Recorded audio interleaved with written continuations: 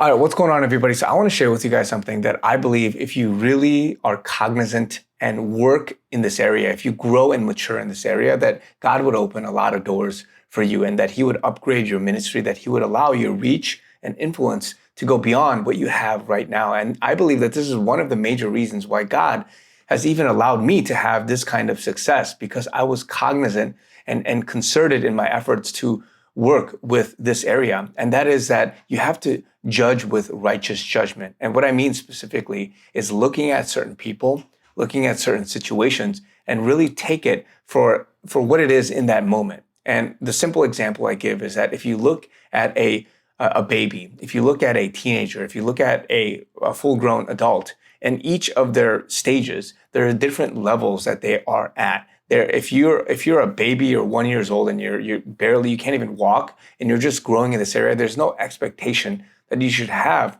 of this baby to learn and understand calculus, to learn and understand something more advanced. And that's not even it's stretching it out. That's an obvious thing. But even if you look at it in a minute way, a 1 year old cannot walk yet. So you don't even have to have that expectation. So in this level and this sort of rung of how people are assessing and understanding their spirituality, their circumstance. And again, we won't know all the information about a certain person, a certain situation, but I believe that because I've desired, and I speak for many people, I've desired to look at a person, I've desired to look at a certain situation and just really assess it at that level, at that point. Because what a lot of people don't do is that they don't look at somebody and say, man, they may be going through something.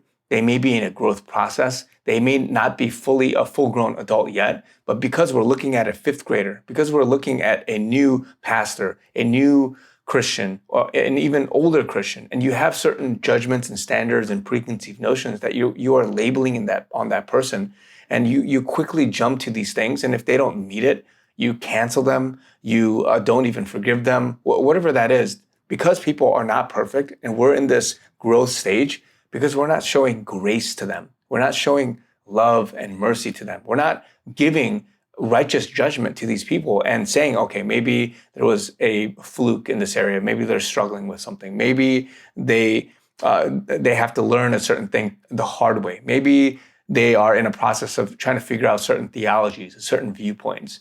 Maybe they're in some rut, right? And whatever that story is, point is that because people don't have this desire to bridge this gap in knowledge and righteous judgment and being empathetical and trying to see the different variations of why it is that somebody may be acting a certain way or doing certain things, because they don't have a desire to do that and they're so close-minded in their judgment of somebody, it's limiting people from moving forward. It's limiting you from having more reach and influence and effectiveness in how you communicate with other people, how you have have fruit in your ministry. And because so many people are just talking over the fence, talking over the line, and taking even terminology, taxonomy, certain terminology, and not having a desire to understand what it means, right? So anti-Semitism is crazy right now, LGBTQ, right? And I don't know, CRT, I had a recent conversation, many different terms. People are just judging, people are taking certain things out of context, and there's no desire to want to understand and come to a level understanding of something in a person's position, a person's growth stage, whatever that is. And so because people are in this stage, because people don't have a desire to elevate to the next level of wisdom and understanding, it's limiting you and prohibiting you from moving forward. And God, if he wants to heal you, if he wants to heal the body of Christ, he has to deal with these things first. And it's a hard condition. It's a perception problem. It's a lack of your desire, of a person's desire to really humble themselves and to assess it in various ways. And so if you've been listening to me, especially for a long time, you know that though I have strong opinions, though I have strong declarations, though I desire to do the Lord's work and be spiritual, one thing that I always try to do is step back and then say, man, like really, what is going on? Like, what is their stance? As much as possible, give them the benefit of the doubt and try to look at it from multiple angles, try to give them that grace and that mercy in that situation, and just really be able to hone in and be open-minded about that. I'm not saying that you should just allow yourself to be open to any sort of thought and theology and things like that and just be swayed in the wind, but to really have this openness, open-mindedness, and to be wise in how to perceive it.